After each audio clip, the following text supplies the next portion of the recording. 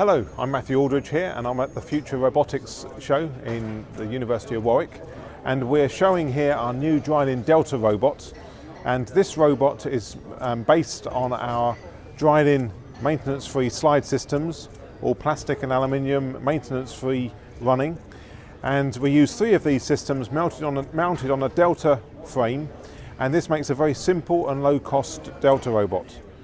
We manufacture these in Northampton, and the price starts at £5,000.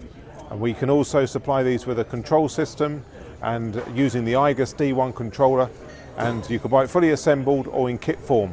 There's a lot of interest in this. The price point of this Delta robot and its technology means that it opens up automation to people who would otherwise be prohibited from entering into that field. Thank you.